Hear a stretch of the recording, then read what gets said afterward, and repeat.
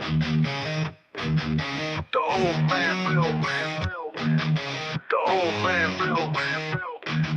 The old man built. The old man builds. The old man builds is broken in the head. People not seeing reality has put them in the red. Where conscious and spirituality restricted from the norm and replaced with the ignorance of basic magnetic form. The geometry of God keeps running through his head. That's what makes old man builds broken in the head.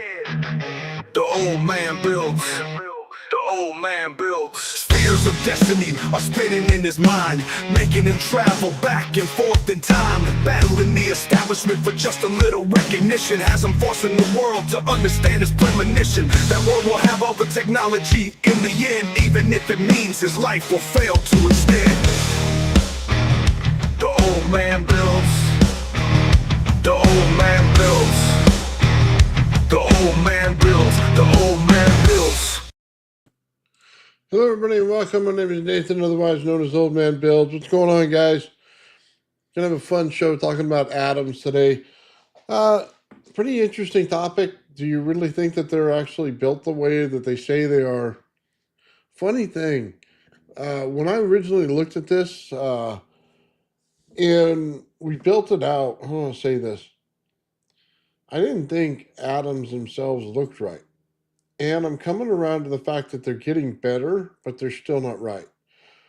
So as you saw in the thumbnail, we looked at a close to the traditional atom. They have a center that they say is protons and neutrons, and then outside of the electrons. And do the electrons actually go out and orbit like that they say? Well, I'll be honest with you, man. In building the RAV, yeah, there's satellites that build out there just by themselves.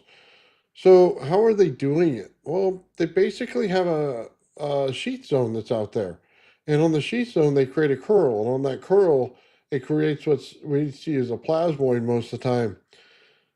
So when anything builds out in energy, you got to understand, I don't think that everybody has this correct. The transverse wave, they keep saying it's a motion going up and down. Well, what's the problem with that? The problem is that's just a linear point of view. It's not correct for a 360-degree planet view or a 360-degree plasma view or a center of a core of something that's circular.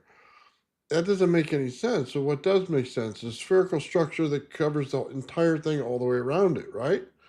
Now we get into the correct geometry of what's going on. You see, you think the wave just goes like this, right? But that's not what it's doing. It's building out in spheres like this, all the way out from the outside. So as soon as you create a plasma structure on the inside, then on the outside, they build out in those zones. And what happens is energy goes and it'll go in the outside of that zone in that spherical structure, and then it'll tie up and it'll immediately create a little satellite out there. And that'll be your electron. It's proven in plasma physics that it happens this way, especially with the RAV that we deal with on a daily basis. So you're getting an electron out there at all times. The controversy is more in the center. Are there a bunch of little balls hanging out in there or not? I'm going to say this. When we preset a cathode, and you saw this in the thumbnail, is that it has little dots that are sitting out there. And you may get confused and say, oh my God, you created an atom. Look at the inside. You have protons, neutrons, you got the right stuff in there, and then you have circular zones on the outside. My God, you got it. Well, it's incorrect. That is a cathode being set with a structure in it that will have frequencies in it that will set the outside. You say, well, what's the difference between that and the inside? Well, number one, it's not balls. It's actual cavernous structures that go in there and create the harmonics that are going on. It's not balls at all. It's not the inside. It's not the proton-neutron relationship you think it is. So even in that aspect, it would be wrong to consider it in that way. What is the truth? For every element created, they have a different resonance frequency. And because they have a different resonance frequency, so you sit in different zones. Therefore, as one builds out in any spherical structure, the next one builds out in the next zone, each one of them carrying its own resonance frequency. That is 100% correct. So when we look at that, did it have to be little balls in the center? No. It could just be one zone after another. As they build out in a spherical structure, You get one zone, the next zone, the next zone, the next zone, and every single zone themselves will have a different frequency. When you have a different frequency, you have a different atomic number to it as well. Therefore, those things can build out and create the atom itself. You didn't need little balls in the center. What you needed to understand was how everything built out in the energy that it possesses. You see, in the center, you can have something that's preset for every atom. It's entirely possible it's there, but it's never going to be the balls you think of. It's going to be a cavernous structure because you're talking about frequency and resonance between frequencies. That's why it would be a cavernous structure, because it must create the sound that's needed. It must create the resonance that's needed, the harmonic. That's what a lot of people don't understand, or when they talk about an atom, they aren't understanding. Very few, uh, besides Walter Russell, really understood this. You're building harmonics. You're literally building sound. You're building resonance and sound. That's why it works. So what happens when you do this in water? Say if I just want to put sound in water, if I take ultrasound to water, what happens? Well, the water comes up, the sound comes up, and there's a bubble, and what it'll do is it'll go in the inside of the bubble and create a prism of light on the inside. That light itself is so contained in there and so pressurized at that point that it turns into plasma on the inside. That's an actual physics experiment. There's no question that it works. So what does that have to do with everything that we're looking at? Well, it's actually hollow in the inside. That's the problem. It built out the plasma all the way around it, but it's hollow in the inside of it. There's just the outside layer that has the plasma itself, but the inside's completely hollow. So it makes you question how atoms are built, because everything in nature is a repeating pattern. The only difference is how you confine things. It's not the energy so much, it's how you confine things. So now that we know that, we start to look at this stuff a little different. When we build out the rabbit, it immediately builds out a satellite. But as soon as it builds out a satellite out there, we realize we have an electrical structure that's out there just sitting by itself. As you continue to build out layers upon the rev, you get a secondary satellite that appears, and so on and so forth. So what's going on here? Well, when you build the resonance signatures in the center, they have an energy value. And as you add more layers, you compress more energy values in them. Therefore, on the outside, the sheath layers that are built out there that aren't seen yet now become visible because there's more energy in them. As there's more energy in them, it gives you a chance to build out another satellite that goes out there.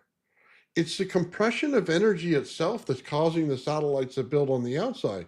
The more you compress that energy, the more that these other layers come out. We see this when we temporarily compress it with capacitance. We add capacitance to the circuit. What does it do? Is it compresses the inside layer quickly. Therefore, the outside, you'll see rings build. But they're actually not rings, they're spheres. So every time that you do that, you build them out. And what happens? If you leave that energy too long in there, it'll actually start to build out a plasmoid in there. Those are your satellites. So an electron is 100% real the way they come out, the way that they describe them. It's actually true. So it's the center you have to worry about. Now, one thing on this, guys, is there's a defining layer on the outside that nobody really talks about with this. And it's a problem with the atom and how you see it. Because they don't understand the spherical structure of anything on the inside, they wouldn't understand the outside. The outside has a spherical structure as well. They usually call this, just the outside layer, the crust. I don't know how you want to say it, the shielding that they put together on the outside. What is that actually? It's the environment pushing back. That's the environment pushing back on the actual atom that builds out. Energy builds out in spheres like this. Everything in the universe pushes back on it and compresses it. It's setting a boundary. As soon as the center one starts, it says an outside boundary set.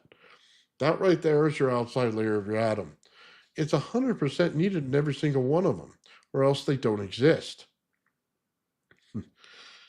Some people say atoms aren't real. Well, plasma structures are, and everything's built out of plasma. And if you build it out of a plasma structure, you're definitely getting atoms because they're the same exact thing as the way planets are built. It's the same exact way as plasma physics is built out. All of it's the same. All of it. They just call them different names. Why? Because the environmental condition's different. That's it. They're literally the same thing. It's trying to debate why a plasmoid and ball lightning are different. That's because your environment's different. That's it. The energy didn't change. The environmental condition changed. A lot of times we get into that. A lot of the energy doesn't change much throughout the entire universe. The environmental condition does. At every point the environmental condition changes, it changes how the energy reacts to it. That's really the truth of it. Atoms exist, absolutely, and they exist inside those little shells. What are the shells most likely made of? Carbon. It's one of the elements and most things are made of. When they get a structure, sometimes all it is building out parts of the structure out there in order to get it to solidify. That's it. And it takes time to do it. It doesn't happen right away. The time scales are different though. When you say that, you go, why is that different? Because everything has its own time scale. It's never equal. When physics says that everything does everything equally, it's never is. Never. It never is. Energy's not conserved. I'm sorry, it's not. It doesn't work that way. It can't work that way. We talk about atoms, we talk about structure. The inside structure of the atom is most likely a hollow center of compressed, whatever the space is. I shouldn't say hollow. It seems hollow to us, but it's not. It's like air. You get a bunch of air around, you say, well, that's hollow. I can poke my hand through it and everything else. But what happens in any structure? When you compress something down to a finite point, it pushes back. And that's what's going on in the center of an atom. It pushes it back and creates a structure on the inside. That's what it is. It takes whatever environment that's out there and it structures it around it. So what will happen is that'll compress. As it compresses, it builds out layers upon it. Every layer that builds out upon it is forced inside by all the pressures of everything else as it tries to push outside. It's always in rotation. It's no different than a magnet in rotation. As you rotate a magnet, it builds out layers, right? But it's always trying to pull it back in. It's an important factor because that's what gravity is. It's the same condition to create gravity. But it's not all magnetism. That's one of the biggest misunderstandings that goes on in this world. It's an electromagnetic effect. Okay? It can only be created in an electromagnet. It cannot be created in a regular magnet. It's not capable of doing it the right way. It's always an electromagnet. So when we do this stuff, you got to realize how everything builds out. It builds a center that you can't see that there's anything in there, okay? But then each layer builds out, and each layer builds out with the frequency and a resonance to it, okay? And then the next one, the next one. That's why everything in this universe has a resonance frequency to it where it'll actually change the condition of whatever that thing is. Go over to any metal, you can find the resonance frequency. It'll change how it operates in nature every time. That's why, because there's a condition set in it. At every time that each atom is set, there's a condition set in it. You think that rock has no resonance to it. Why would you? It's not normally electrically conductive in any way, right? Some are, depending on what materials are inside, but most aren't. What's the problem? The problem is inside every single rock, there's atoms. And in every atom, they're built a certain way. And if you find the right frequency of them, they become conductive. This is why people get crazy about, oh my God, you have paper, it's non-conductive, it can't be conductive. But if you put it in a high voltage field without very many amps to it, it saturates it and it becomes conductive. You go, well, that shouldn't be possible. It shouldn't, but it is. You see that the atoms in that paper still had a resonance frequency. Once you reach it, somewhere in there, It now becomes conductive. It goes from a non-conductor to a semiconductor. That's just the nature of it. That means that if you simply find the resonance of any single thing that's out there, you can change how it operates in nature. What's more importantly is the gravitational effect that you understand from an atom. It must have it. It must create its own gravity well. You don't think of atoms as something that has gravity, but they do. Everything must have gravity. You see, it can't build out in pressurized zone inward and outward without a gravitational event going on. What does that mean? It has to do with energy and rotation and gravitation, along with the frequency and resonance of everything. We have it in our own planet and you don't really realize it. If I tell you there's 100 volts for every meter that we go up, what does that mean? That there's different zones out there. That our planet is literally zone, zone, zone, zone, zone. Every one of them holds its own energy. Every one of them is so close in resonance frequency as they go around, you don't really notice it. But they're all there. They all build out. What does that mean for us? In the inside core of our planet, it's going to be just like the outside core where you have plasma. That's in our planet. You want to see what's stirring stuff up? You think of all this lava? That's a bunch of horse shit. Okay? The problem with the lava event is the whole thing would have collapsed from the inside. We'd be sunken into the center and it would never work. You have to be able to build shells upon plasma. That's the way it has to work. Now, it doesn't matter if it goes on the outside of the core and creates nickel and iron. None of those things are going to work well when you go to create your gravitation. As many of you well know, you can spin a magnet all day. It ain't going to lift you off the ground at all. Okay? Why? Because it's not built that way. Nickel iron, you could make all your magnets nickel iron. It ain't going to help you for gravitation. That's not the energy being produced. It's a failure. When they started to look at Jupiter and they wanted to look at gravity, they wanted to find a core, a solid core, dirt. Okay, that's what they wanted to find. The problem is it's not. It's gases and plasma. Gases and plasma have a very, very strong gravitational feature to them. They're not held back by the dirt. Okay, they don't need that mass in that way. You see, gas and plasma are both mass. They accumulate in a pressurized container. When they go into a pressurized container, they create a form of mass. We don't realize it as mass. That's a problem. But that's exactly what they're acting like. As soon as they spin, you get a very heavy field that's going on there for gravity. It's much stronger. What does that mean for everything that we want to build out in anti-gravity? That you're going to have to follow the rules of nature. And the rules of nature have quite clearly told you, you must have a gravity well in order to create a gravitational feature outside of the gravitation you're in. That's what it's telling you. How do we know that? Because the sun puts out a whole gravity form that's all around us, creates this giant shell around our whole solar system, and each planet on the inside has its own gravity.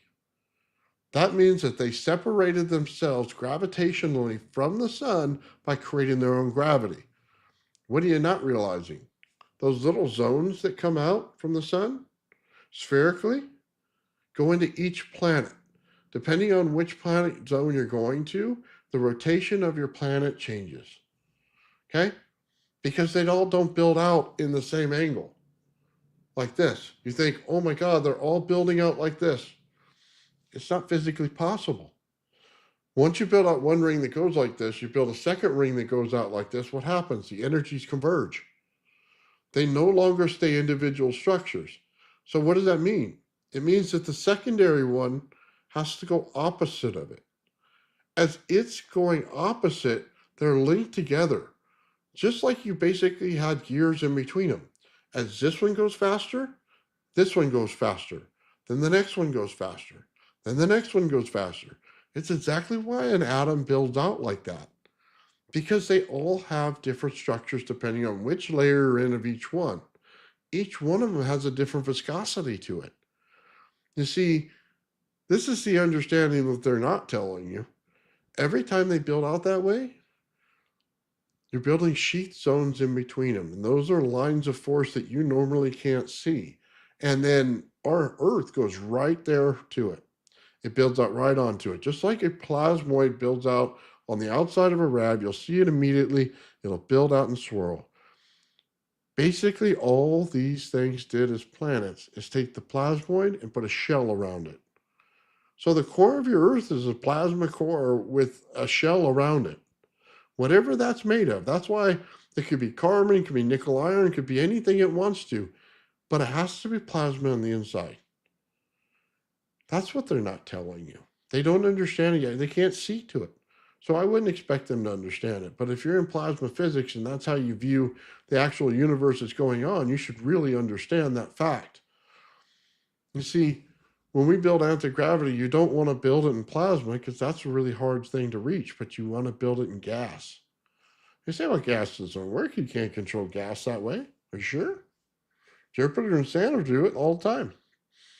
Gas giants do it all the time. And they have a heavy gravitational field. You see, people misunderstand something right now. I'm just going to tell you this. Motion and gravity are separate. I say, well, hold on. You said all about this about rotating and stuff like that for your gravity. Yeah. But it has no direction. You gave it no vector direction to go to. It rotates. It'll sit right there. It could be absolutely no gravity on it whatsoever. You could have achieved your goal. You'll never know it. You'll never know it. You have to put a vector direction of energy to one of the sides to get it. It's funny, man. We look at this stuff and we get it all wrong. I don't know why scientists back in the day thought everything stayed the same. If you understood plasma at all and you understood how it builds out, okay, and you understand layering, that there are energy layers out there. If you want to talk conservation of energy, if you threw something in space, it has to go through all those layers. You may not see them, but it doesn't mean they're not there. They go through each one and slow down every time it goes until whatever you threw comes to a halt. Why?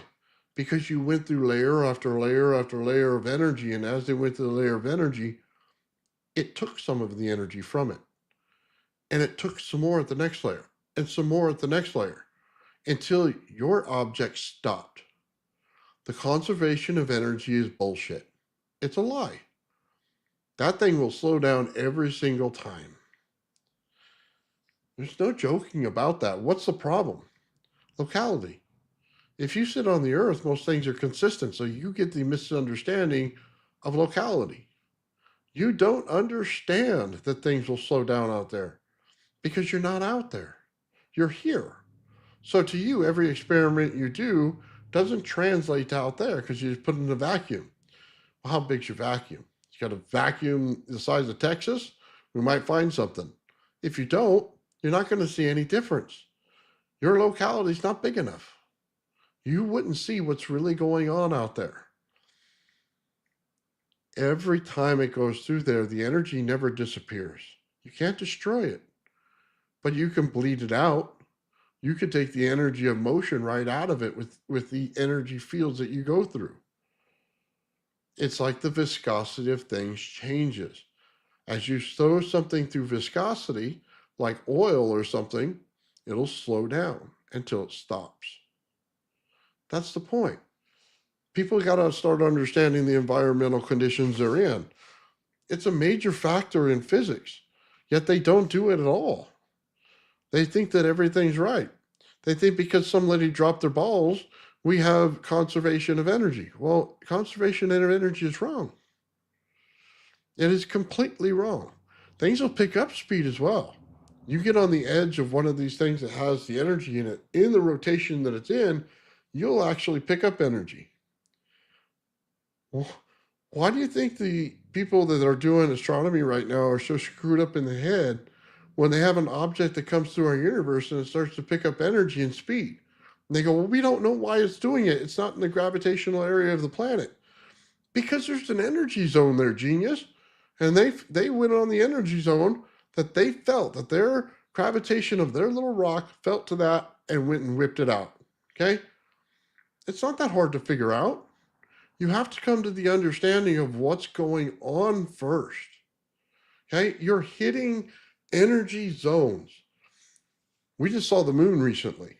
The sun put out more energy.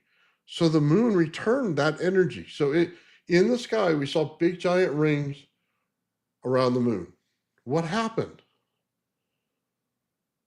All it did was give it extra energy. The sun gave it extra energy. It built out the zoning all around it, and you could see it. Was it always there? Yes. It has always been there. What's the problem? It didn't have enough energy to show you it was there. Not until that event. You see, but that's exactly why you look at photons that way. They're there, okay? On the surface structure of an item, there's energy, but there's not enough to show you the light refraction from it. So what happens? The energy builds out in zones, hits it, the thing's like a little piece, and it goes boop, like this with energy. It's exactly what it does. You see, when they talk about how things build out, if they don't talk about the spheres that are around it, they're wrong. They say, oh, it's this little wavy line. It's this little wave. That's bullshit. There's no wavy line. You see, you got to understand things in what they are. If there's spheres moving in different directions, one going this way, one going this way, if you cut that in half, then it would look like a wavy line. Is it actually a wavy line? No. But will it look like that if you cut all the spheres in half? Sure it would. But then it would give you different directions, things they don't account for as well, because they like things to be 2D.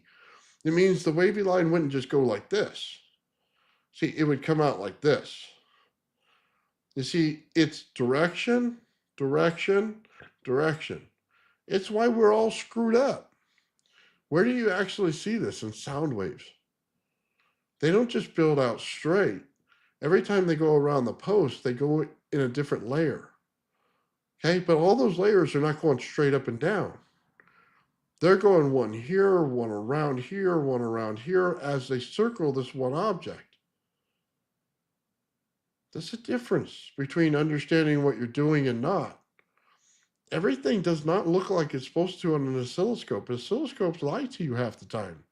If you cannot correct it in your head, you're in a nightmare. Because the understanding of physics would be 2D. It's why they go out and put this big grid out and they think everything's on a grid. Why? Because their brain is trained to think 2D. I'm sorry, we're not an Atari anymore. You can take all your little Atari pictures and cram them up your cram hole. We don't need them. Okay? We know better. We already know better. Gravity isn't a suction hole that sits under the planet. Okay? I'm sorry, it does not work that way. There's no suction hole under our planet. There's no suction hole above our planet. Okay? It doesn't work that way. There's an energy zone we're sitting on, depending on whether it's on the outside or going through our planet. That's what's giving us our energy. Where we're sitting in that zone, how close we are to the sheath part of the zone. That's what matters. Okay? There's no suction hole on both sides. Whoever invented that is an imbecile. Okay? That does not work that way at all. Are there vortexes that goes on? It's the actual opposite way of what they're showing you. The vortex goes in. Think about it. You want to say the gravitational field of our planet, right? A magnetosphere goes out, back in, out, back in. Okay? Just like that. Which way is the vortex going? It's going into the planet. It's no vortex on the outside like a great big shitter on the ground, okay? It doesn't exist. The vortex is in the planet. It is not this hole that it comes down into. I'm sorry, it doesn't work that way. Telling people that it does, it's bad. It puts out bad physics all the way around. You may be saying that it rotates, that there's energy in it, and you are 100% correct. But putting a hole under it is just asinine. Okay? The dumbest way to think about it, because it gives everybody an incorrect view of what it is. The vortex is flipped. That's the problem. You see a lot of the stuff out there in physics keep telling you this stuff. They keep telling you this lie. They say, oh man, yeah, we got this in space-time and it's got an X, Y, and Z axis. Great. Outstanding. How many times did you use the Z axis? Well, it was in there. We used T1 and T2 for time, but we didn't use the Z axis. Well, yeah, because you didn't understand it correctly. You have to use the Z axis. That's what gives you your third dimension. Otherwise, you got two. So you go, well, I plotted a dot here and I plotted a dot here, and I just made them a curve.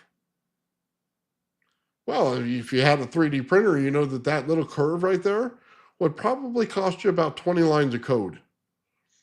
Okay, just to get from there to there. And then depending on the depth difference, there's a z-axis difference to get to that line. But if you didn't put the z-axis in there, and then you didn't put the 20 lines of code in there, guess what you get? Straight line. Every time, straight line. That's all you gave it instruction for. That's why you don't use graphs to give out geometry. You have to break it down that way if you're doing a printer. But when it comes to reality, it's much easier to simply use geometry. They talk about the mirror effects that goes on in some of this stuff. Do you actually realize what they're trying to tell you? And I don't think a lot of people do. They're talking about it in conservative motion, and they go and show a triangle, and they put a mirror in between it and show the both sides. What are they not telling you about the mirror at that point? Is it really simply where you can take it and flip it? Yeah. Go look in the mirror. You'll start to see the difference right away. Where you say, well, it's not like triangle at all. Well, that's because in the mirror, it's you turned around, okay? Where they're trying to tell you it's flipped. You see, there's a subtlety there. You turn around, so all the words are backwards, then all the words are forwards. All the words are backwards, all the words are forwards.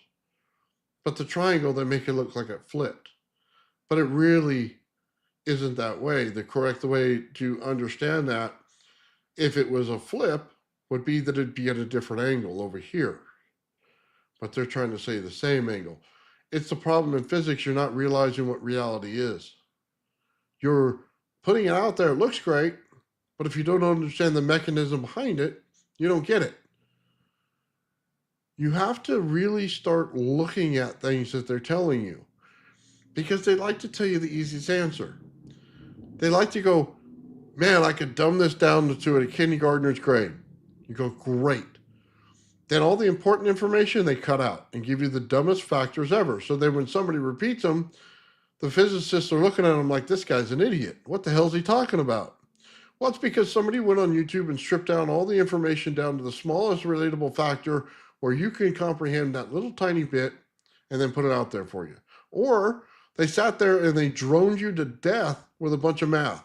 And before long, you were crying. You're going, God, just make it stop. Just make this video stop. I'll do anything. It's torture. It's freaking torture, man. Stop. That's what they are these days. I can't sit through them. Because you get to half of the information is wrong, then the other half is droning on and on. Okay? It's garbage. I don't like it, man. That's why I tell you the truth. I mean, look, you can believe in atoms what you want. If you want to put a bunch of balls in there, great. Are they really there? No. That would be saying, like, I have an atom, but I'm putting a bunch of atoms inside of it. Molecules don't always build out in spherical structure. I'm sorry, they don't. Okay? It's because you're compressing something in the center of them that they come out to be a spherical structure, because we are in a giant spherical structure. outside of the sun has created a giant spherical structure for us to be in an environment in. Therefore, everything is to that environmental structure. It'll always come out spherical that way. So you're compressing whatever's in that locality into the center. Then it's creating zoning on the outside as it builds out. Will they come together and sit together like this? No. Things destroy each other when they get close to that. The energies start to hit each other, and then they start to warp each other. They don't sit kindly next to each other and become partners and do the dance and hold each other's hand and go around in circles. That's not the way it works. Energy fights itself every time it goes near each other. Every time it goes near each other. If you don't create the same energy out of the same system, it'll fight each other. It's just a fact of how energy works. That's how high voltage works. That's what you're dealing with. This isn't a low voltage event. It's a high voltage event. Oh, yeah, everything is spherical, but it's not even really spherical when you think about it. And this is the problem. Everything has no symmetry to it. It's, oh, yeah, no, it has symmetry. It's a whole big sphere. I like to say sphere, but it's not exactly accurate. It's a big clump that looks like a sphere that has a bunch of wobbly stuff on it everywhere that you look. More like a golf ball, if anything. But even that's wrong because it looks like somebody took a bunch of poo and put it on the golf ball and squeezed it on there. Then you get to the real structure. Why? Because everything's rotation and a value, and it looks like a flux. It's a continuous flux on the outside. It can't have symmetry. It's a flux. Never can have symmetry. Our planet is a flux. On the outside of it's not spherical. It looks pretty. I like the pictures, but it's not true. It's a flux. It compresses in and out in different zones all over the place. It's literally a flux. So is there symmetry to it? No. No, there's not. There's none at all. It couldn't be that way. You see, this one gets me all the time. And they always say this, the sun's, and they can't say over unity. It's not, well, the sun's just got a lot of energy in it. And it keeps fueling itself. Do you really believe that? You say, well, it's got a bunch of hydrogen in it. Oh, okay, great. Next to an explosive thing on the outside? Doesn't it blow up? No. It just feeds the hydrogen. Is there a container? Container for the hydrogen? You know, last time I got my gas can next to something, it blew up. No. It all works. And it's more billions of times more powerful than your gas can. You go, hold on a minute. Then how does it work? There must be zoning involved in it. Oh, okay. Yeah, all right. What actually puts out fire? Resonance. Oh, that's interesting. So there must be resonance going on inside the sun. That's the only thing that puts out the fire. The honest to God truth is the sun is an explosive event. The time dilation is so slow that you don't notice it that way. You think of it as the sun goes from this little yellow dwarf to this white, whatever, super white thing, white dwarf or whatever you want to call it. And then it goes on and it expands out to this big red giant and then sucks up everything. Does that not make it an explosion event? That we are looking at a time-delayed explosion event that happened in a certain locality. Like any explosion, as soon as you ignite it, it sets the condition on the outside, and then the inside starts going. Yeah, that's pretty much what it's doing, isn't it? It's an explosive event. So when you go to create plasma fusion, what's the problem? Well, in order for plasma fusion to work, and let's just get this straight, the sun has to be over unity. The sun isn't over unity at all. Why does plasma fusion physics never work? Because the sun is not over unity. That's why it never works. It is not at the consistent value. It is an explosive event. Therefore, over time, there's areas in it that have more energy than when it doesn't. They say, well, no, it can't be an explosive event. This is how it works. It goes into this thing where they take this little bit of energy and it grows out to a higher amount of energy, and then it goes out into this big red thing that comes out and goes over the whole solar system, right? Then it contracts back to this little ball. That's an explosion event. The only difference is they slow it down. They literally use the fields twisting upon each other in order to create time dilation. Once you create time dilation, you can control the time of an explosive event. What is nuclear fusion without the explosion? It's time dilation. Okay, it's a very simple concept. That's what it is. In your sun is not over unity. It's in an explosive event that is putting out more energy at this point in time. That's what it is. Why does plasma fusion fail? Because they do not realize this. They think that fusion is consistent. It is not. It's not over unity.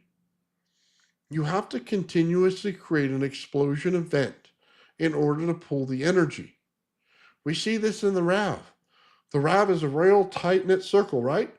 It's in a very controlled explosion. Every once in a while, it'll pop. Every once in a while, it'll pop.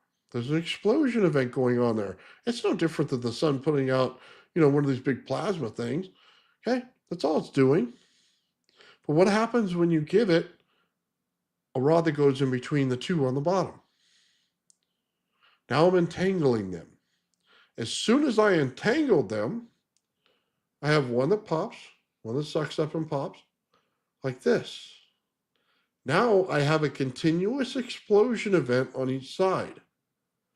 What does that mean? That I can slow down this event, give me the most energy as it's going like this. Then let the other side pull out and get all the energy. Then the other side.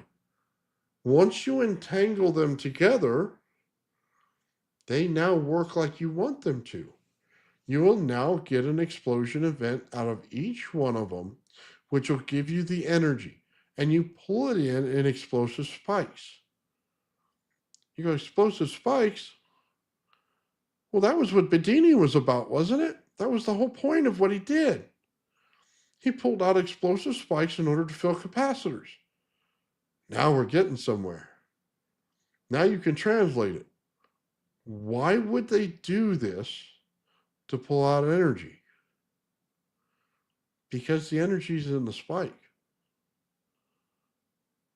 That's what it is. The explosive spikes that come out, the energy that's boom, then it fills it up. No different than a lightning bolt hitting a tower going into the ground and creating telluric currents. We're doing the same thing. We're just understanding it in a more understandable way. You're pulling out the spikes. The rest of the system is unity. The spikes are where the energy comes out. Exactly what Bedini told you, but it works the same in plasma physics. As soon as you create the bottom channel of the cathode that goes in between the two, you are now creating the events to get you there. That's why the sun is an explosive event. It is plasma going outside its exterior, but when it's in a coherent form, it just goes as a RAV itself. It's a spherical structure. Do you need to create an anode and cathode? This is where misunderstanding comes from. When you set the cathode and the RAV, you are like putting a laser to it. You're putting concentrated light to it. And what it does is it responds. It responds by putting out different zones of energy. Well, did we learn that from the RAV? Yeah, we did. While everybody's over there talking about, oh my God, you got this thing that looks like Oh, it's just a bunch of camera effects, just a bunch of camera effects. We're not going to look into it as a camera effect. Well, that's your loss, okay? There's certain things that are camera effects, certain things that are not. I'll tell you this, when you spin it, okay, and it follows it, that's not a camera effect. Okay, camera's completely still. It's not in motion. It's completely still. It follows it. What does that mean? It's meaning you're concentrating light towards an object. What happened at the end of that? Well, you got an explosive event. It exploded, okay? In that explosion, it created the ring on the outside. It set the condition, explosion event, then it came back. It temporarily created the conditions, the same thing that the sun did. The time on it was so fast that we didn't realize it as that. But if I slowed that down, I can take 1 trillion years worth of energy out of that one moment. That's why time dilation is so important in building this. You do not get there until you break the Swinger limit. You do not create the event until you do. But you create it in gas or plasma. You do not create it in rotation of metal objects. That is a fallacy. You create it in the plasma or the gas in order to break the Swinger limit. That is a fact. You will not do it until you do. Understanding that changes what you're doing. If you want to build an anti-gravity thing, you're going to have to understand, how do I control the gases in the air? The gases are already there. You don't have to produce any one of them. You have to know the resonance frequency of the gas. Which one am I drawing in? Which one am I building? You see, it's not about the gravitation of the machine itself. You're controlling the gas. Why? Because everything that you're putting out of there when you hook a Tesla to it is radiation. Your radiation starts to structure gases. That's what it's doing. Anytime you have a magnetic field, there's also a radiation component to it. That's what's playing with your gas and plasma. That's what starts to structure it. That's what starts to build these fields. This is why I always tell you Maxwell's equations are inefficient. In every single electrical event, there is radiation. You say, well, no. It's 10 volts, where's the radiation? This is where the misconception comes in. Science, as much as they love their math, love a rounding factor. 0.000001 is a rounding factor. Is it there? Yes. Does it look like it shows up? No. Do they discount it? Yes, they do. What's the problem with discounting an event that you know is there? As soon as you compress energy, then that little 0.001 starts moving right up the scale until it gets before the decimal point and starts to show you, hello, I'm here, buddy. I didn't go away. I'm here. That's the problem with it. When you start writing things off like they don't matter, and then they come back to bite you, it might have been good just to leave it in there and say, hey, it is present, not harmful. Okay, good. Now when we get up to the harmful stuff, we knew it was present, therefore we knew it was a field that built into it. As my voltage and amperage came down, that radiation went up. Now it's controlling the air. See, now I got capacitance in the air because now I structured the air. That's why it's important to understand for things for what they are, not what they're not. When you put rounding errors in there and write them off and throw them out because you like that equals zero, you failed. You have completely failed in understanding this project. Completely failed. It's like entropy. Entropy's in every system. It may be that 0.0001% in the beginning, but let's get that error structured. Guess what? Entropy becomes 50% of your system. You go, well, what do you mean? Well, if I'm structuring the error around it, and then I'm rotating it. Now I'm getting a hot zone and cold zone. I'm literally creating entropy. Well, I didn't create it. It was always there. Now I'm just using entropy. You go, well, that's a fascinating thought. Well, it's correct. The problem is it was always there. You just didn't have it in the right configuration. As soon as you change the environmental condition, that means you change the geometry on the configuration of anything. You change an environmental condition. Therefore, it will react and give you everything you didn't think was there now starts to show up. What does it look like in your system? Noise.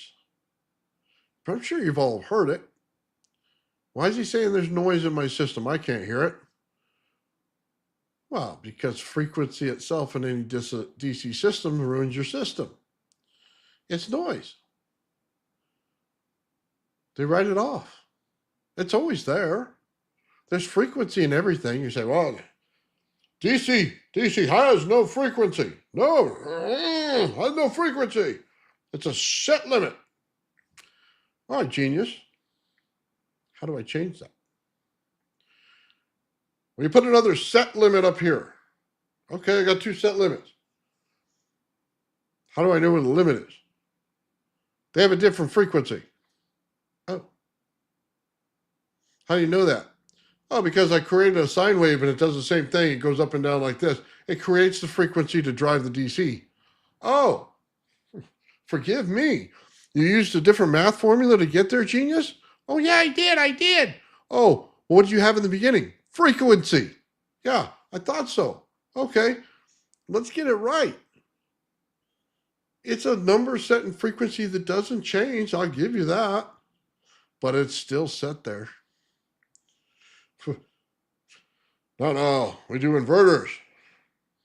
How do you make the inverter work? I stack them.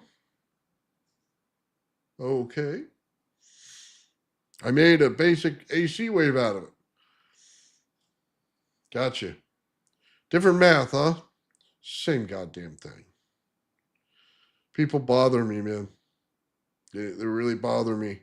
Some of this stuff is easy to figure out. They don't take time to do it. You see, you can never create enough energy to do anti-gravity in the earth. And this is what AI tells you all the time. As soon as you say anti-gravity, they're saying that you're against the earth, against the gravity of the earth. That's exactly what the statement means. It's not a correct statement. You are creating a gravity well inside the gravity of the earth, never competing with the energy of the earth. You cannot create as many joules of energy as you need to create anti-gravity. I'm sorry. You can take all the brute force you want. It doesn't work. Okay? Doesn't work. What does work? Creating gravity well inside of a gravitational field, separating yourself. Just like within the sun's boundaries, each planet creates their own gravitational field. Therefore, in order to make your anti-gravity craft, you have to create your own gravitational field inside of a little bit bubble that you're making that has zoning that goes like this. You are structuring the air. Okay? You're coupling it. What does that mean? You never want to use the energy of the craft. The energy of the craft is actually just to set the structure. It is not to fill the structure. It is to build the structure. What does that mean? Why is there a distinction? You must have the same gravitational energy of the Earth. Therefore, that must fill up the bubble. This is a hard thing. You're putting a boundary on it. And because it's a leaky capacitor, it's sucking in the energy. Because the inside's now a pump. It is no longer pushing things out. You create it as an impulse. Therefore, it's a pump. It's pumping the energy into it. It's pulling the environmental energy into it, creating each layer of it in its own rotation. Therefore, now you have boundary zones that are going on, and you now have an anti-gravity field. Does it mean that it's going to move up and down? Absolutely not. You've created a gravity well. You must create vector direction. You must now give it a direction in that energy. What does that mean? This field. Remember this one? I must point that thing like this. Instead of going like this, I need to point it. I need to find a way to manipulate that energy to go to one direction. I need a balanced field between these two areas to become unbalanced, to give me a direction. Balanced field to become unbalanced, to give a direction. That's it. I must create a difference. I can put circular coils on the outside. I need to energize one of them. One of them will give me a direction. I need a direction for the energy to go. I need to change that spherical structure so that I may have a direction. That's it. People say you can't pull an energy from the environment. Well, that's not true at all. Sorry, we do it all the time. Tesla talk about it all the time. It's radiant energy. You get inventors out there all the time using radiant energy. They go, well, I put an antenna on the roof and I put a spike in the ground and I took the radiant energy between them because I knew that I could put a capacitor on the other side and fill it between the two, and energy pulls out all the time. I say, well, it's very weak compared to our energy we have now. Is it? It's filled with the correct type of energy. You say you go outside, you go on magnets, 100 times stronger than gravity. But if I'm pulling in the energy from the ground and from the sky, I have the correct type of energy. It doesn't show that it's a higher level than the traditional magnet. But is it the right type of energy? You ever stop to think about that? The magnet itself is the wrong type of energy. You can't put a magnet outside and let it float. It doesn't work. It's the wrong energy. But if I'm pulling energy from the environment, I'm in the right energy. I can now contact the energy in that field. Think about that. A lot of people misunderstand what I'm trying to say when I say you're building a pump on the inside and pulling on the energy from the outside. I'm pulling the energy of the environment into it. Therefore, it interacts with the energy of the environment. I'm not pulling an energy or pushing an energy out that does not interact with the environment. You see, magnetism is the wrong energy for the environment. It's been proven time and time and time again. You mentioned John Cyril. John Cyril understood something that even the inventors of his machine that come out right now do not understand in any way, shape, or form. They build one zone on this thing and they think they got it. Let me just tell you, it's not that way at all. It's a multiple field zone. It's sheath layers. You're building sheath layers. You are literally building sheath layers. If you do not build 3 of them, you failed. You automatically fail. Why? Because the resonance frequency in between them has to go at a certain layer pace.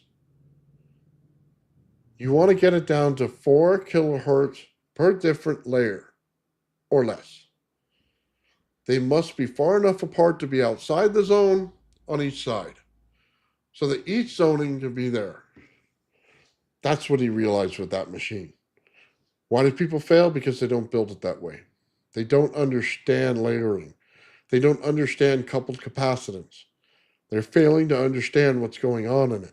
They think you're just rotating magnets.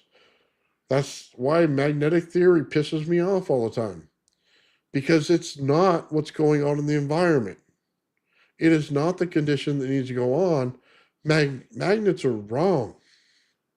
We're using the wrong stuff to do them. Somebody got a hair up their butt and said nickel iron is the way we need to do it. Nickel iron! Gotta be the way! Give me a little bit of ceramic in there. Then it fails. It's gonna fail. Let's get to the heart of it. A nickel iron core, how far do you think the magnetism actually goes? Spin a magnet. Tell me how far it goes. 100 times the strength of gravity. Dumbest statement I ever heard in my life. Why? You're standing on the surface of the planet. The entire planet has a gravitational field around it, and you're yanking your crank with this little tiny magnet saying it's stronger. Well, in order for the core of the Earth itself to put out a field that goes out that far from the center, how strong does gravity have to be? Well, I don't know, 1 billion times stronger than your little yank cranker magnet here? Yeah, that's why. That's exactly why.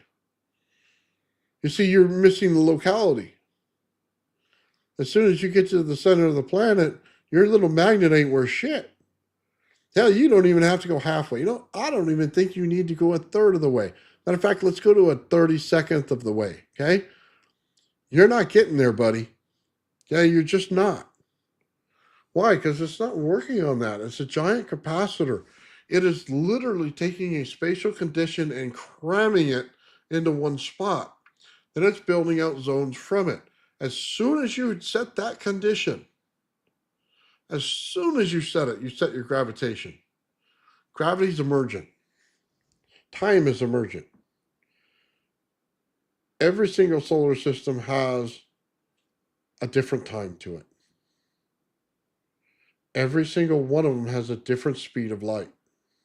Speed of light is the time inside of your solar system set by the sun. It sets the condition that it's in. It gives you the speed of light in there based on what it has to go through, the impedance of the energy itself. The less impedance in there, the faster the energy moves. The higher the impedance, the slower the energy moves because it all builds out in the zoning going out. It slows down and speeds up based on that. Therefore, every sun sets a condition of how fast light moves inside of that solar system. That also means that as you go to it, every universe does the same. Every cosmos does the same of that. It's all a big cycle. Everything's entangled. That's funny. All energy comes back to the source in the end. As soon as the solar system explodes, what happened? The energy goes back into the area around it, space around it, okay? Until it gets sucked back up and goes back into the center. It won't change. It's going to be the same thing forever. Resonance is one of the highest keys to everything in the entire universe. Why? Because every ball of plasma, everything's built on it. That's why everything runs that way. You must create it to get more energy. What is resonance through your system? I don't think people understand this. Does it give you extra energy? No. Is it giving you more energy from the environment? No. It's removing impedance. It's taking all of the stuff that's in your way and getting rid of it. It's like saying you had a pipe and there's a bunch of little nodules on it, right? On the inside. And it's slowing down the water from flowing. What does resonance do? It clears out the pipe. Put some rotor-rooter in there, clears out the pipe, you go faster. Okay? The energy moves faster. That's why laminar flow is talked about when we do this, because the faster that can go, the more energy it looks like in the system. Okay. That makes resonance a really good part of anything, right? So you go, okay, I got a transformer over here. It doesn't match the resonance frequency of the transformer of the line on the outside. But if I match the two, what happens? It looks like you just went from that 50% of the energy you're getting to 90% of the energy, and you go, oh my God, I have over unity. I have it. No. You remove the impedance that's going on in there, and now the energy's flowing, and it's flowing properly. You got to realize what things are doing. A lot of times everybody thinks there's over unity. Well, what's over unity? You don't have more energy than the cosmos, so you'll never be over unity. They say, what does the cosmos have to do with it? Well, because you cannot create or destroy energy. You're only borrowing it. So when you get past the amount that you can physically borrow, and a good accounting would say the amount of energy in the universe is the total amount of energy, period. Therefore, when I get past that, I have over unity. Okay? Well, you never get to that. So over unity out. However, I'm going to say this caveat because it's very important. Can you get more energy out of a system than what you put in? And the answer is yes. You can all the time. You just have to realize what you're doing. If everything goes back into the entire planet as energy, you have the entire planet of energy to work with. How much can you pull in? We don't have the correct things to do it right. You think your generator makes energy. It doesn't. It pulls in environmental energy. What did we say about magnets earlier? They are a piss poor representation of the energy in the environment around us. What did I just tell you? I told you you're using the wrong stuff in order to pull in the environmental energy in your generator. It's wrong. Okay? It's as simple as that. How do I know that? If you go around and change your system, go over there and take yourself a block of iron, put a coil around it. You're going to get one type of energy. Take that same thing, remove the core, and put aluminum in there. You're going to get a different type of energy. Let's take out another one and put cobalt in there. You're going to get a different type of energy. Let's take it out and put titanium in there. Different type of energy. They will all show up differently on your oscilloscope. Some look weaker. They're not. They're at a different angle. You're looking at it at this angle with iron. That's what the oscilloscope is set for. Cobalt's over here. Aluminum's over here. What does that mean? You're looking at the humps going up and down this way. You're not looking at the stuff that's going in from the side. You're not looking at this angle here because your oscilloscope's not set up to see them properly. How do you know? Because your capacitor tells you that the energy is different, but it still fills up the capacitor. You go, well, that should not be possible. If it's not as strong as nickel iron, then it should not fill up the capacitor as well as the other ones. But they do. Because the world isn't built on one type of magnetism. It's built on all of them. Add copper, add silver, okay? Keep going on all your metals till you get through with all of them. And then you realize that the earth itself puts off the energy of all of them. Therefore, the environmental condition is all of them combined. What does that mean to you? Well, in order to fill out the thing properly, your card properly, you must take one or more types of environmental energy to fill everything up to get over the limit of your system, what you're putting in. What? What did you just tell me? I simply told you that you need to take some things that look like a weak force and they will become a very strong force to a capacitor. What does that mean? If I wanted to generate energy out of something that's already in motion, and I wanted to take advantage of that without adding too much interference to it, that means I just put magnets on the end, and I take copper and I take aluminum and put it over there as a shell around it, and let it rotate, right? To a capacitor, it may fill it up at half the speed of the other one does, but the impedance in it is extremely low. Therefore, it may take double the time to fill the capacitor with that energy, but it also did not cost me that amount of energy to build it. Think about that as you do your system. Where's the multiplication factor?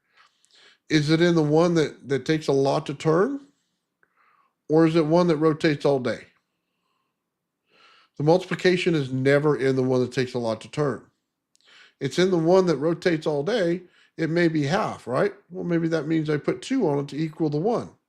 Well, that's okay, but I can always make the shaft longer. So now I can pull 4 of them instead of the 1. Now I've doubled the energy in the system, right? We got 4, they're worth half each, so 2 halves is 1, and 2 other halves is 2.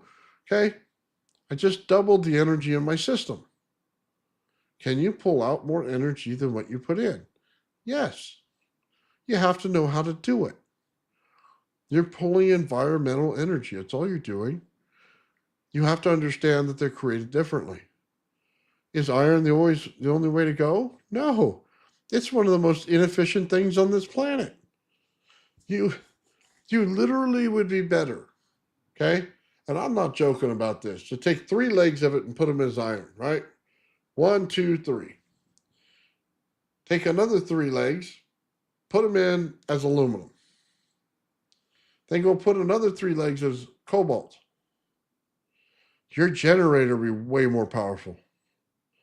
You're going to pick up a ton of extra energy. And because it's created together, it now fills out a field a lot better. 1 on the top, 2 on the sides. I need a 4th. Now I can create a flow, a big ball of flow that pumps like this. Can you understand that? Not doing this little weenie thing. A big ball of flow. Understanding what you're dealing with, guys, is an engineer's way to do things. This is why you get problems when it comes to physicists, because they're not engineers. Physicists have great ideas. They come up with great things. They calculate things. It's up to the engineers among us to put it together. As soon as you learn this stuff, you're going to be way better as an engineer. You're going to learn how things work. There's certain properties to every single element, and you must take them into account. Every time that you do it, take it into account. You're going to be way better off. Understanding what things actually are versus what they are told to be is something that you're going to have to realize. When somebody says, I want to create something that's plasma fusion, is it fusing because it naturally fuses and will continue to fuse forever? Or is it an event that's over time will go away? Know what it is. Okay? Do I want to confine something with a bunch of magnets when I get into fusion? No. Not at all. Why? You see, that's kind of the crazy thing, isn't it? Why would it be bad just to confine plasma? The energy it takes for the magnets, it's going to cost you more than what you can get out of it. Simple fact. You go, well, I'm going to put magnets in. I'm not going to put a electromagnet, so I'll be okay. What is a magnet? Energy over time. At some point, the magnet will decay. And when it decays, you're replacing it. It costs everything. You're going to be able to use it. Don't get me wrong. You just have to do good accounting and put it in there that's energy over time. Therefore, in a certain amount of time, that magnet's going to be useless. That's okay. You say, well, I can get it out of a short amount of time. I can get as much energy as I want to. Why isn't it working? Plasma naturally structures in spherical structures, and you're creating a donut. It's not natural. The energy was never in the way that you think it is. You think all the energy's in there because, oh my God, there's a great value there. The problem is to create the value, it costs you more money. Anybody who works with high voltage and created a high voltage experiment already knows this. They already know it. Don't be fooled by a magnet, okay? It takes you 60,000 volts to make this tiny little bit of plasma. Tiny little bit, like a little bit. You could fart harder in your garage and get more smell out of it, okay? There's a very little amount in it. And you go to put that in this big chamber. you're not getting much out of it. It dissipates. So you go, man, I got to take this big hose of plasma and throw it in there and create more, create more. What's the problem? Is you're making an energy event where you're continuing to add to it. What happens when you self-structure and deal with an explosion event? It renders the explosion, but then it creates an implosion as opposed to the other one. It literally takes the energy and pushes it out, and then sucks it back in and puts it in the other side of the system. And it'll continue to do it in your chamber all day long. You're pulling off the skim of it, the top. You're pulling the top part of the milk right off of it, right? That's all you want. That's all you want. That's enough to sustain you. Okay? That's all you want out of it. You're not going to get this gigantor amount of energy. It's not built that way. Everything comes at a cost. It's not free because the sun is not over unity. Therefore, creating the energy of the sun is not free. It's still going to cost you. There's other ways to trick your system to look, to have more energy in it than what you're putting in. But you got to also remember, as you're putting energy in, it's a continuous flow of energy that goes into it. It is not oh man, I took this reading and it says I got 12 volts and 4 amps. Okay, you got 12 volt, 4 amps. How long did you put that in now? What does it mean? What does it matter? Because it's good accounting. How much energy did you put in there over time to get that result? See, this is why looping fails. You don't account for that. You say, well, my system puts out this. I put in 10 volts and 2 amps, and I got 20 volts and 4 amps. I doubled it. Okay. At a snapshot in time, you doubled it. Absolutely. In the overall running of the actual thing, did you double it? No. Why? Because that energy is going to dissipate. As soon as you create the dissipation rate in it, like running a load, you eliminate the over unity portion of it. Oh, doesn't that suck? Looping means looping. It must run the energy that comes out of it, not a trick, not a snapshot in time. It must go in, turn back around, and run your unit. Okay.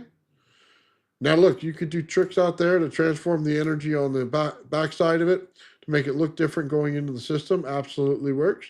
And it'll create enough energy to run your system. Okay. You have to know how to do it.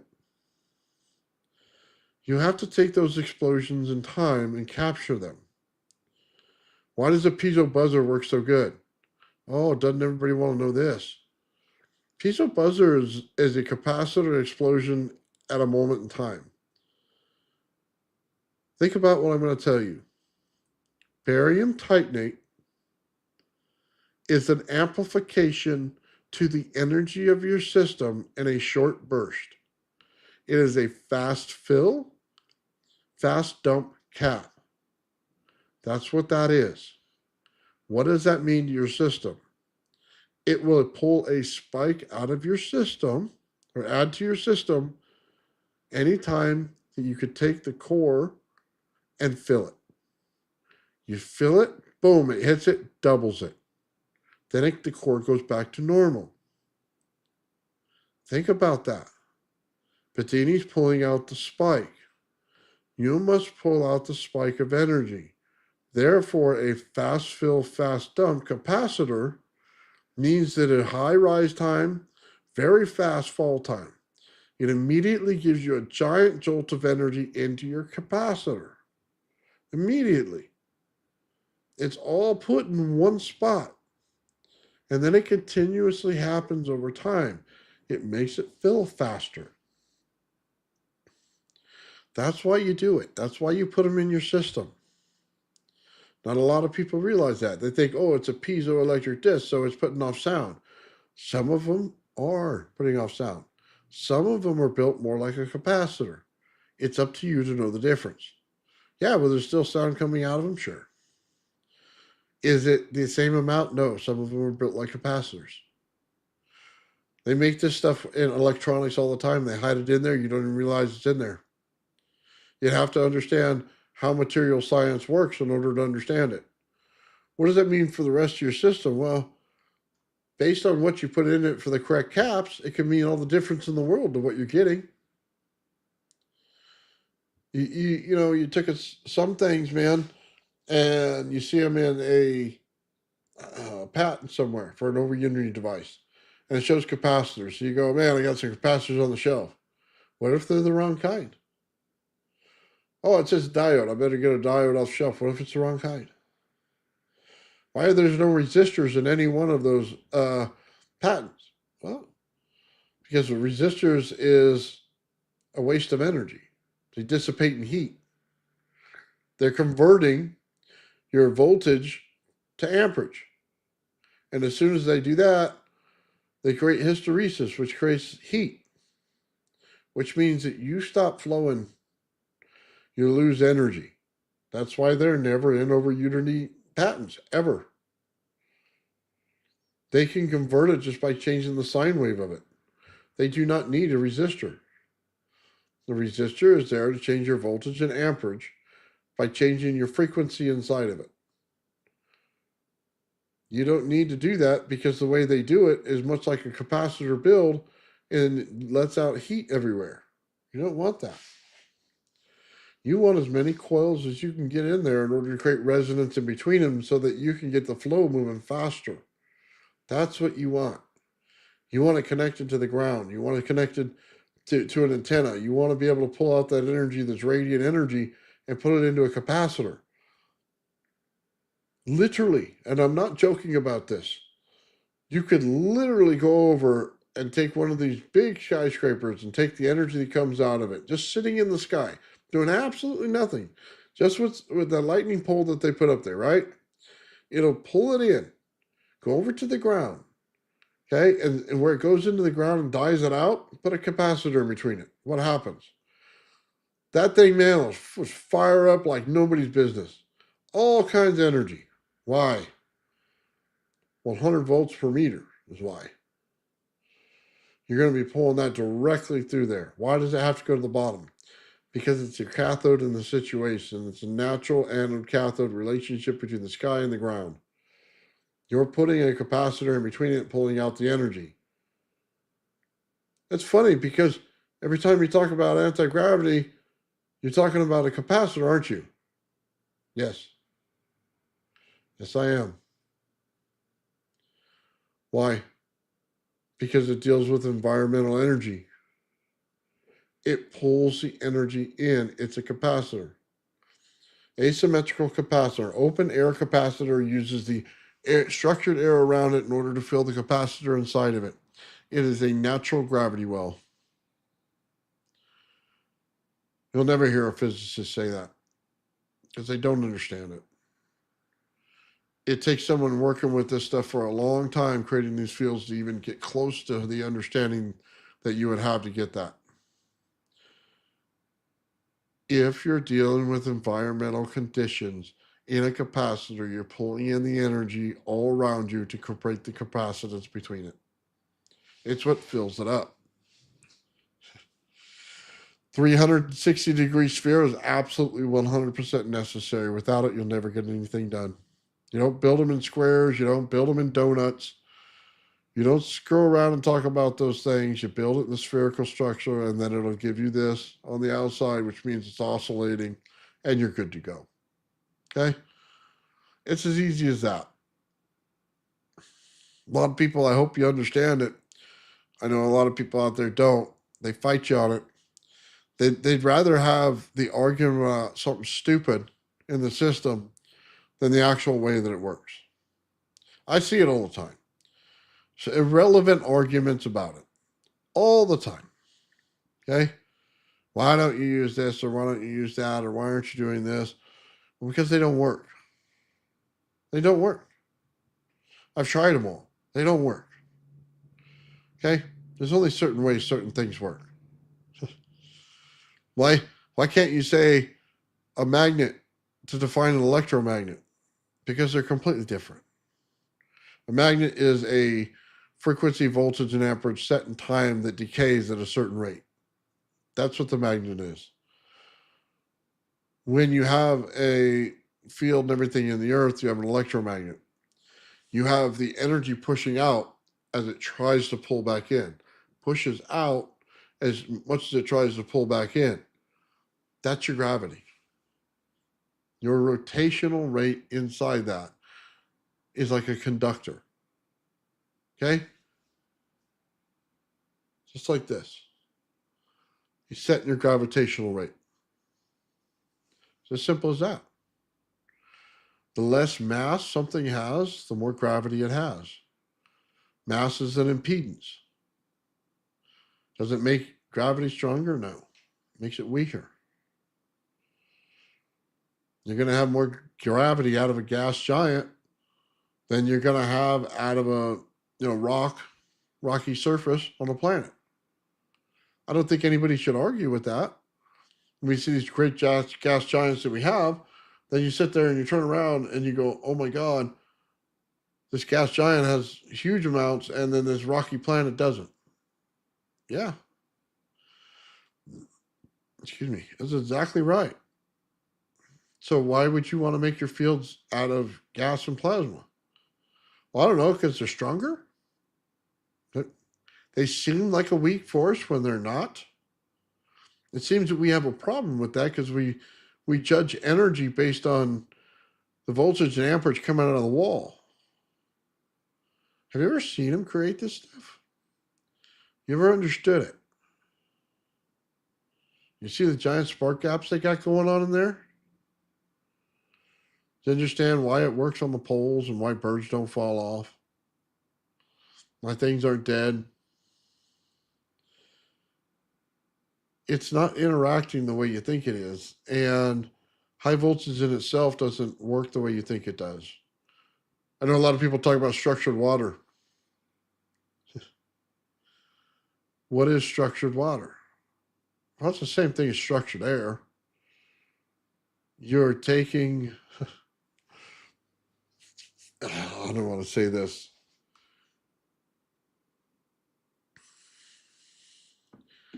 You're taking the radiation and put it in the water. That's why you don't discount it at low voltages. You're taking the radiation and putting it into the water. This is why you do not discount at low voltage, because radiation appears. It shouldn't, according to physics. It does. It structures the water. What happens when you turn around and you put impulse energy into that? It destructures the structure you just built. It's a crazy event that goes on, but that's what it does. You see, you're playing with things in the water you didn't realize you're playing with. There's impulse energy that goes into water, not very harmful. As a matter of fact, plants love it. The veins in the plants open up and they get more water to each one of the leaves and they grow faster.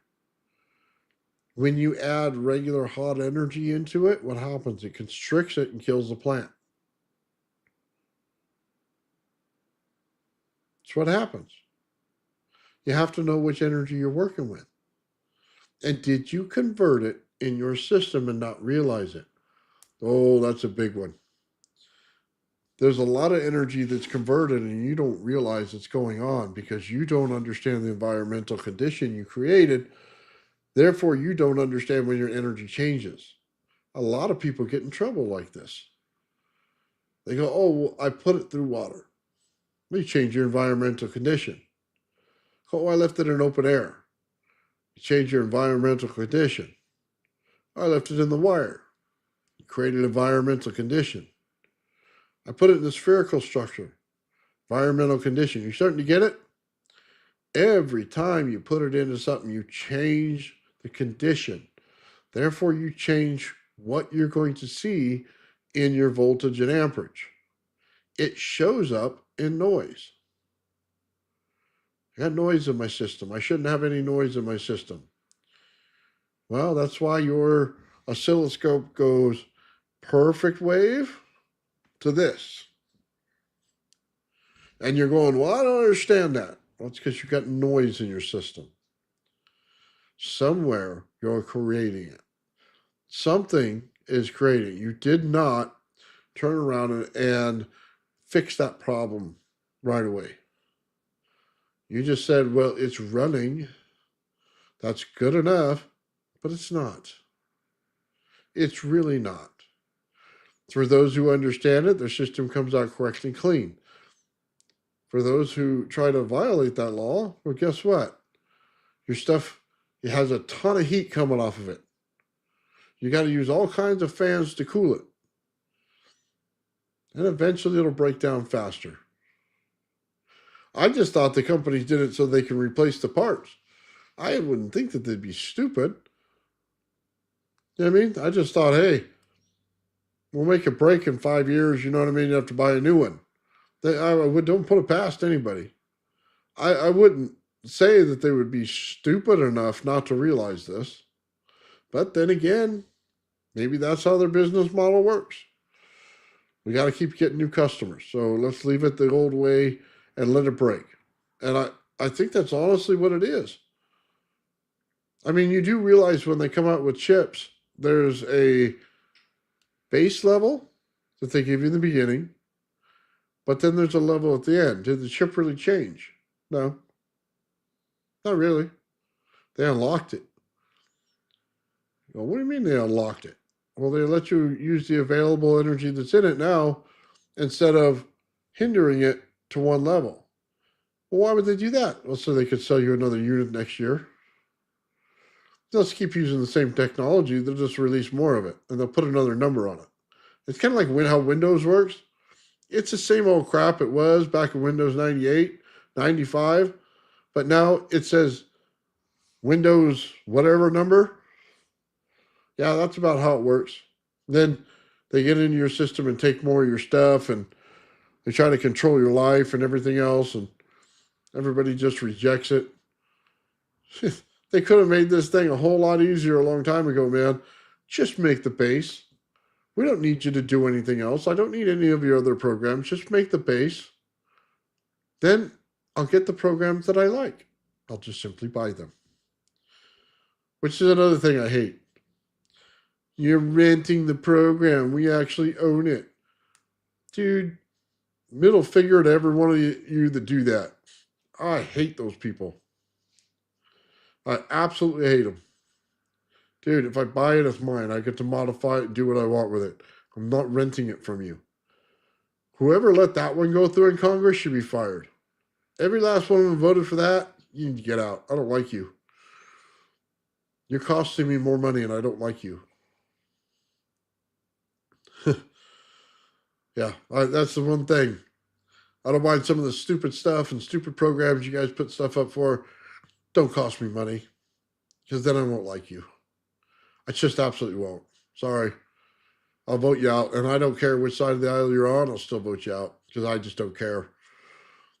Okay? Just don't care. I have no loyalty in that way. I'm sorry. You cost me money and you're out. Anyway, whatever. We get on from that. Get back to energy. Anyway, guys, I'm just trying to tell you some things that you should know about this stuff. In the atom, do you have little balls in there? Likely no. Do you have zones on the outside? Yes. Do you have plasma in the center? Yes. Um, uh, I don't know what else to tell you about that, but you're gonna hold on one second, guys.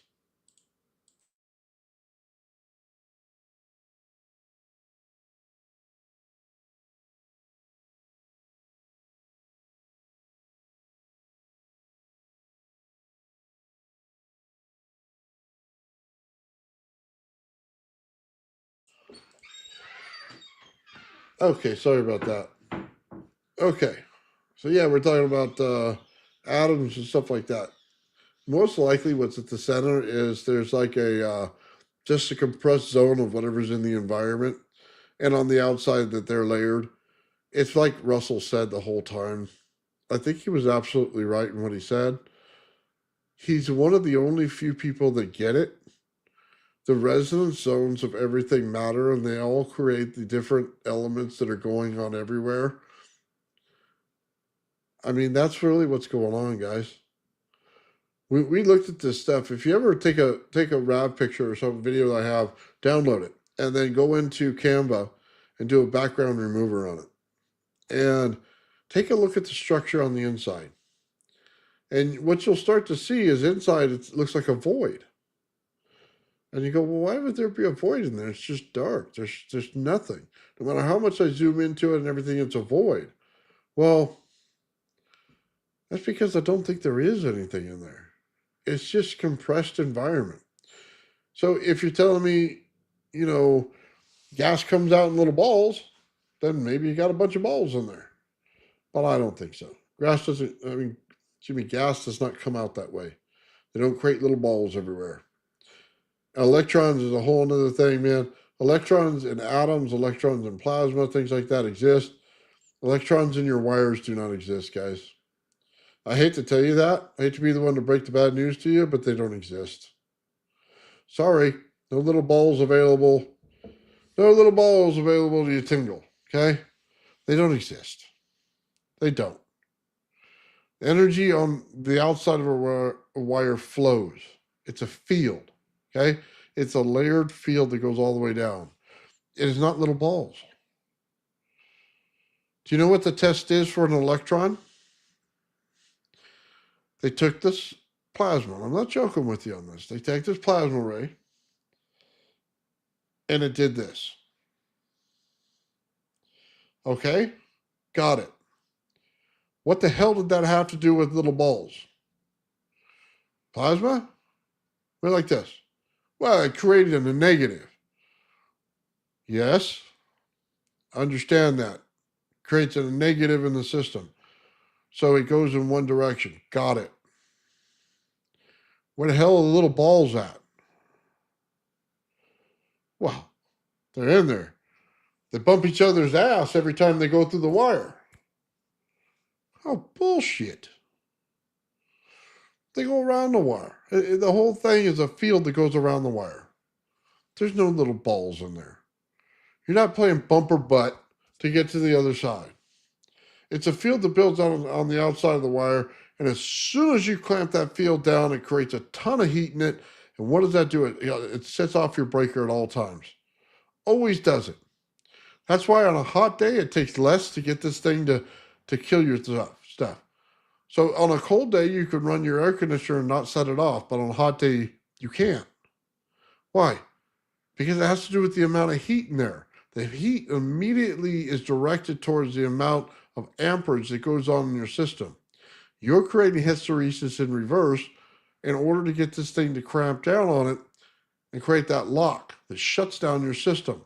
That means the energy's on the outside. You don't get that long if you're bumper button your way over to the other side, it would become irrelevant. There would be no lock, they would be irrelevant. It wouldn't stop the bumper button all the way from these little balls of electrons going down, okay? It doesn't work that way. It just doesn't work that way. When somebody tells me there's electrons in the system, is it really? Do you guys know what the ether is? It's an interesting question. I've heard a billion people say it. Do you understand what it is? Think it's a torus spinning donut? Interesting concept. Nature doesn't make donuts. We do. How does it work? Love to know. I think we have a misunderstanding of what the ether is. The ether is the energy all around us. It's not the center of your donut. Now, don't get me wrong. You could make a coil and make the center of the coil and pull energy right out of the center.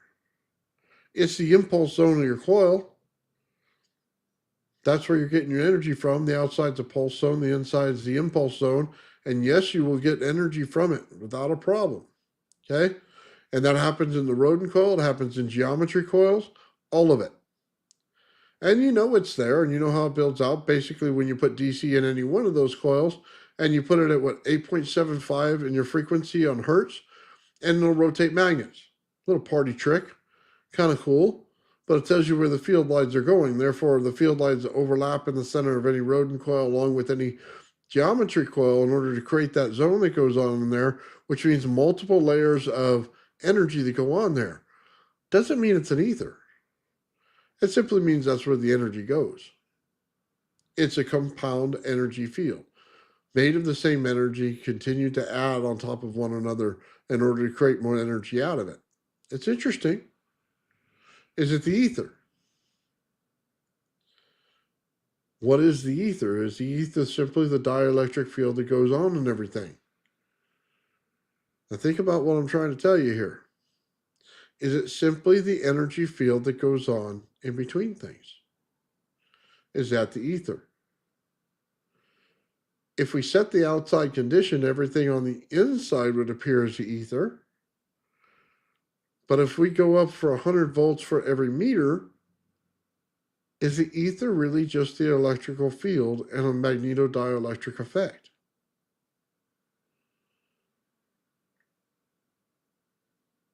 Think about it. We know it's not the magnetic effect. The magnetic side of it actually crimps up and stops you from doing anything. See, this is why magnets themselves don't work. It's got to be an electromagnet, because as soon as you spin something, it's how the magnetics and electric work. The electric field automatically comes out and sets a condition. The magnetic is pulled out to it and snaps back. So what's the condition set by? Set by the dielectric, by the voltage. It's at the ether. It's an interesting concept to understand, but does the shape matter? Well, in nature, it's spherical. Okay, it looks like an orange. When you peel an orange and look at it, and how you see each slice coming out, that's basically how the world looks, kind of. Okay, the energy lines that come out of it. They come out of it and come back in. Go out of it and come back in, just like this, right? And it goes like an orange does. It's not a donut. It's not Dunkin' Donuts over here. It's an orange. It pulls out like an orange. We'll say that's just a donut going into a spherical shape. Some days it's a freaking orange, okay? It's a spherical shape, and it has energy zones that go in at the top. Again, remember our vortex, it's not down like a crap hole. It's in like an orange does, okay? It's a bit differently. The energy passes through the center, so therefore the center of the earth is the ether. I give you no fault in that whatsoever. It's 100% there.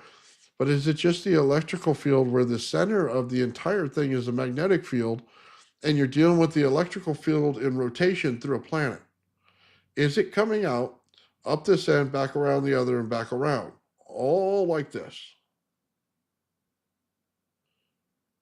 And you say, well, if the center's spinning, and it takes a hold of anything in the air, or the air creates radiation in it, and then it structures it so then it would come down and spin, come out the other side, go back around, come in, spin in the center, go back out, come back around the other side. That's plausible.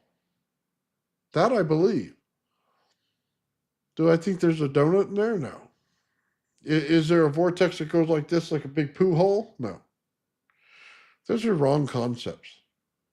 It's like an orange. Energy in one side spins, out the other side spins, just like that. It's actually how a magnetic field would look if you could see it. But what's the difference? It's not a set magnet. It's an electromagnet. It's energy moving. Magnets are simply a frequency of voltage and amperage set into the metal at one time, which is something, it's something that you should understand in physics. if you go over and do that to a piece of granite, you could tap on the side of it like a sounding drum. And it makes the entire rock sound different. When you start realigning things in there like you would making a magnet, in a piece of granite, you could tap on the outside like a drum. It'll start making sound and frequency coming out of it that are not natural to it. It seems like it's hollow. When you cut it, it's absolutely not hollow at all. It's the same structure as a regular piece of granite. But you've realigned things in there. You realign the poles of things. What does that mean? Same thing as an electric does. I mean, think about it. You're making the same structure as an electric. You're setting a frequency, voltage, and amperage inside of an electric, and you're keeping it to go there. You're taking the vector direction that's all crazy and create it in one line. Okay? It goes in one direction. When you take an electret out of the aluminum, what happens? It goes all over the place again. Okay? It takes time for the decay rate to kick in. As soon as it kicks in, it starts to decay the line. Therefore, the vector direction becomes cattywampus again, right? Well, what do you have to do? You have to put it back in the aluminum, which realigns the poles. Therefore, the aluminum is acting as the structuring agent for the energy to keep the poles aligned. Put aluminum at the top and bottom and wrap a piece around several times.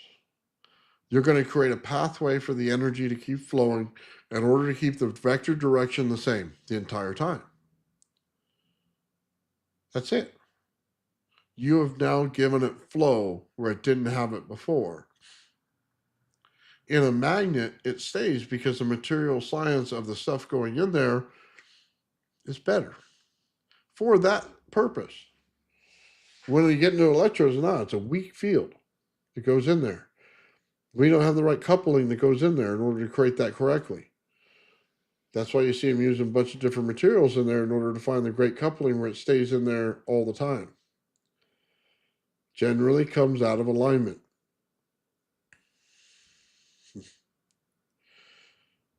Yeah, torus shape, man, it's fascinating and all. It's just a wrong one. It's not natural to nature. You're compressing that with a lot of magnets to get it there. Build out plasma, builds out in the sphere. By the way, I think it's hilarious. People don't understand this. Ball lightning, what is it? Well, as I tell you, they say it in the question all the time. During a lightning storm, we have ball lightning. When we go up in the air, it's 100 volts per meter. Zoning. In an anode-cathode relationship, I got plasma that built up in a spherical structure. Therefore, the rotations that are going on in each layer per 100 volts,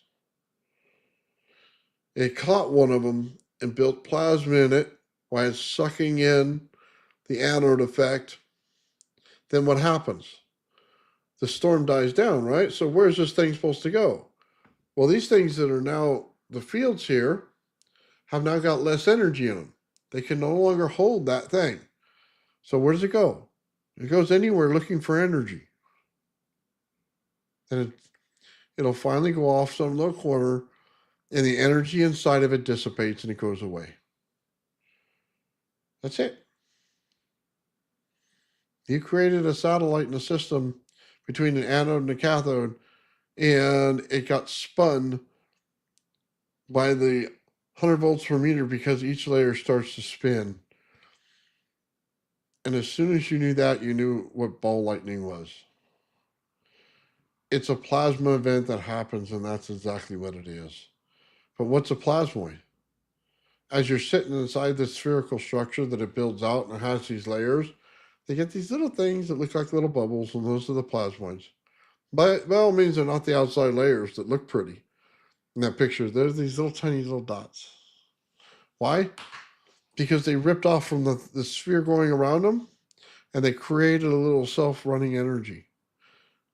And it's going to dissipate and die, just like ball lightning is. It's the same event. You change the environmental condition, What happens in the RAV? It builds out a satellite. That satellite catches the end of that field right there and builds. And when you let it go, it'll just meander off or it'll die, depending on how much energy is concentrated in it before it leaves. That's it. Is the environmental condition feeding it? Because you never see them growing. They let out energy, but they're not growing. Why? Because you're not creating the condition in the inside in order for the environmental condition to keep feeding it. So they'll just meander off and die. You get something in a thunderstorm generator, and supposedly, again, I haven't built the thing, so I wouldn't know, but supposedly it's creating these ball lightning. What is that? It's a simple plasma structure that builds inside that hit a field in a spherical structure that build out energy from the center all the way out in these different zones, and on each layer, it caught one of the layers and spun. And what does it do? It creates, you know what I mean, in the sides of things, it starts engraving in it. That's what it's doing. We did the same event in 3 different ways. We changed the environmental condition. I did not change the energy yet. I simply changed the environmental condition. I changed the structure it was within. I didn't change the energy. Are they different? Absolutely. What's the commonality? The energy. What's the thing that makes them different? The environment. Yeah. Ball lightning is just a simple event. It's not very difficult to understand. Once you understand it, people creating the lab should be a lot easier, shouldn't it? It's just like fusion. Understand it correctly as an explosion event, you're going to be able to pull out the energy. You just got to understand how. Take all the crap that they told you, 100% of it, fill it up with a bucket, and go out and dump it in your sewer. Okay? Right in your septic tank where it belongs. All of it. Okay? Take that big book you read about all the failures in fusion, all that poo, take all that poo and put it in a bucket, go dump it in the septic. Okay? Because that's about as good as it's worth. You might as well write it 101 ways for dummies to fail at fusion.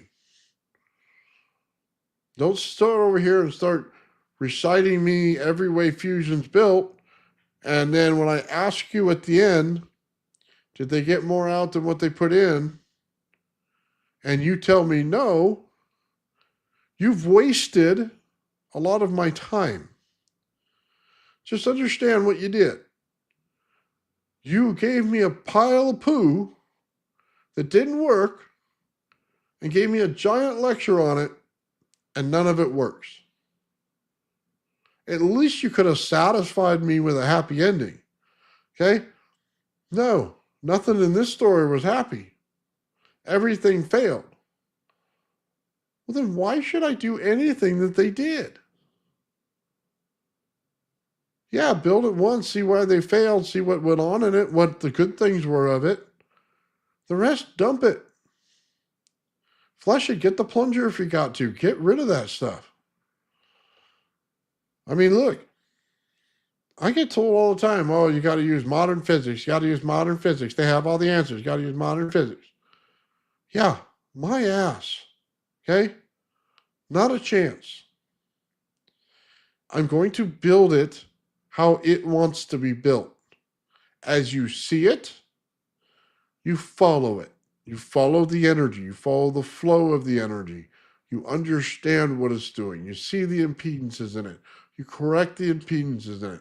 You make things go faster. You make things can pull more energy out of the system than what it normally does. You find it where it gets 99%. You do not follow the same recipe that led you down the road of poo. Okay? We're not making poo bricks. We're not going to be skipping on the road of poo. It's not going to happen. Okay? I refuse to do it. I will not do it.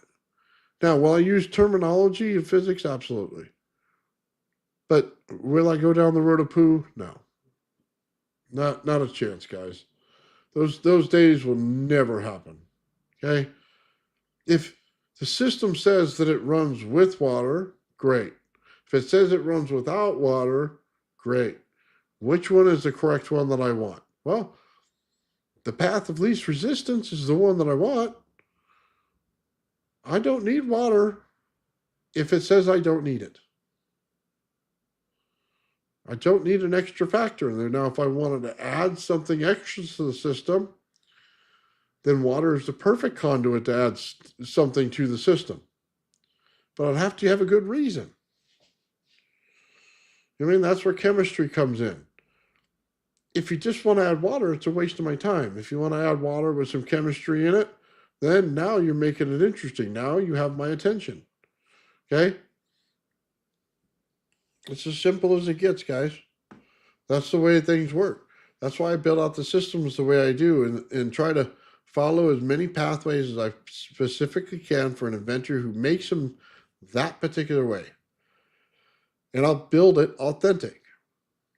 Then I'll fix it.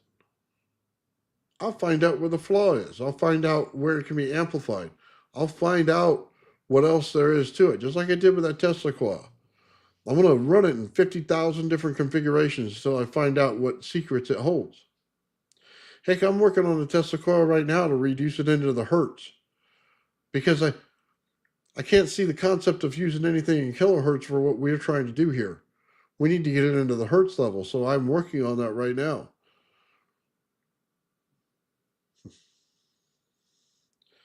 Yeah, you got to unfill your head. I mean, look, I wish people all the best in this world that looked up a bunch of science papers and say that they have it. God bless you. I don't believe it. Okay? I've done enough to know better.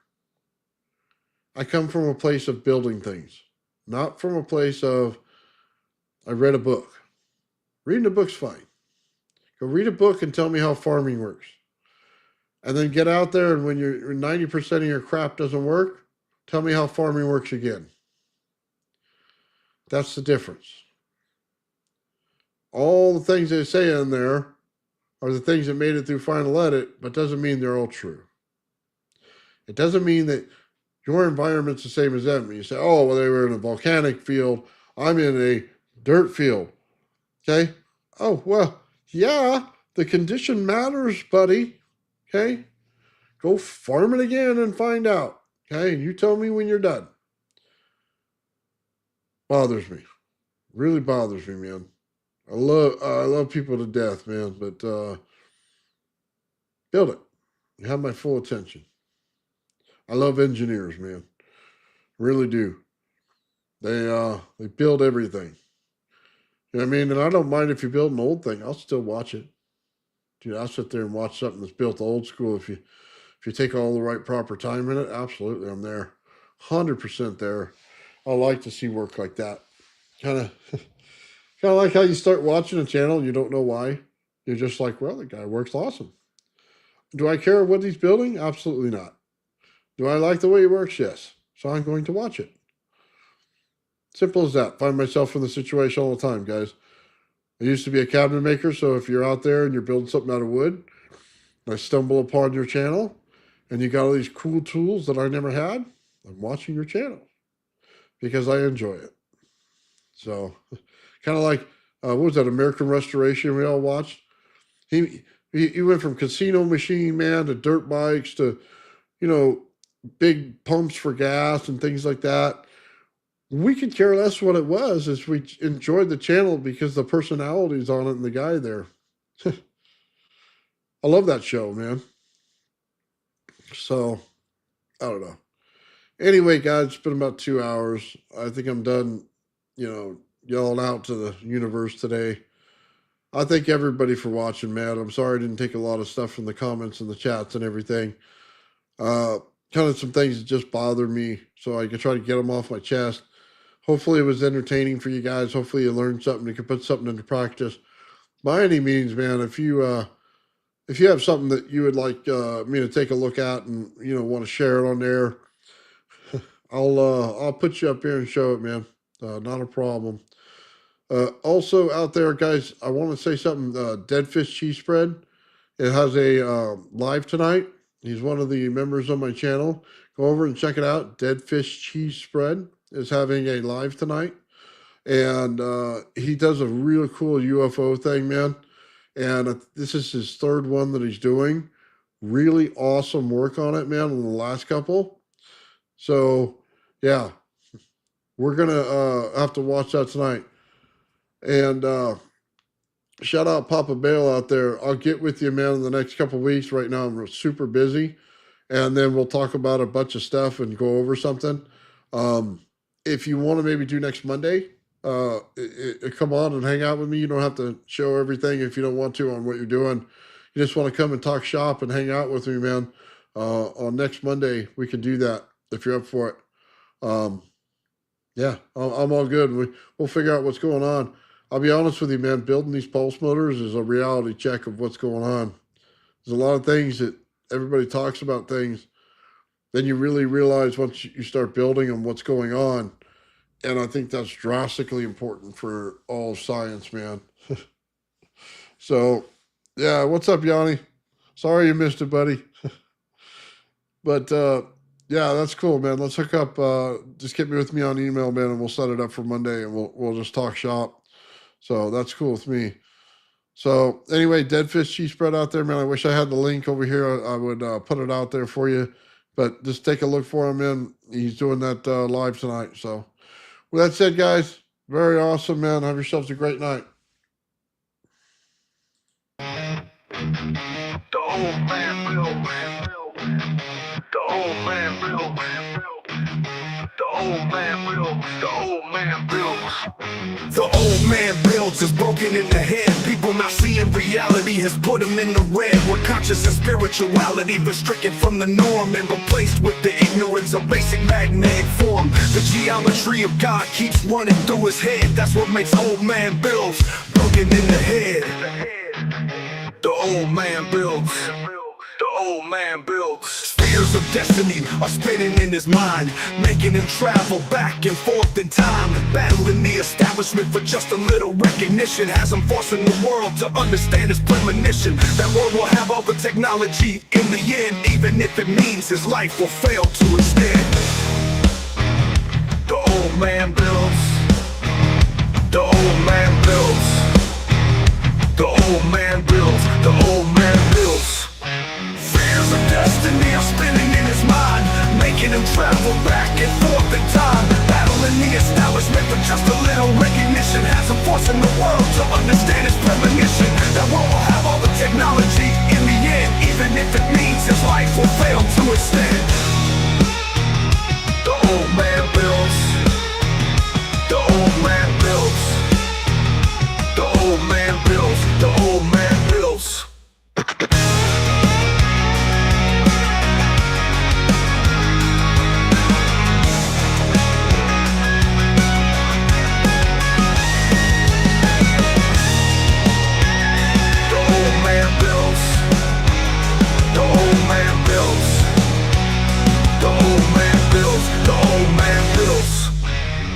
Fears of destiny are spinning in his mind, making him travel back and forth in time, battling the establishment for just a little recognition. Has him forcing the world to understand his premonition. That world will have all the technology in the end, even if it means his life will fail to extend. The old man builds.